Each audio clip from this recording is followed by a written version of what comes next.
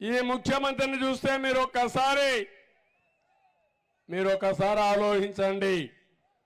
మొన్నటి వరకు బలవంతంగా ఆస్తులు రాసుకున్నారు, సెటిల్మెంట్ చేశారు.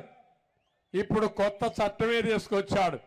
ఆ చట్టం పేరు జగన్ ల్యాండ్ గ్రాబింగ్ యాక్ట్.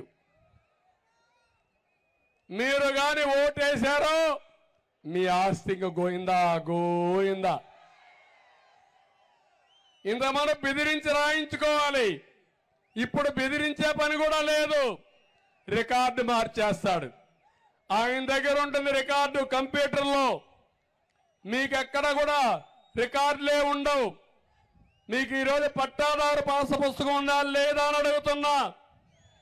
ఉందా? ఈరోజు మీ భూమి ఎవరిచ్చారని నేను అడుగుతున్నా. మీకు అది మీ తాత ఇచ్చాడా, మీ ముత్తాత ఇచ్చాడా, మీ నాన్న ఇచ్చాడా? ఒకసారి ఆలోచించుకోండి. కానీ మీ భూమి పైన సైకో ఫోటో. వాళ్ళ నాన్న ఇచ్చాడా భూమి? వాళ్ళ తాత ఇచ్చాడా భూమి?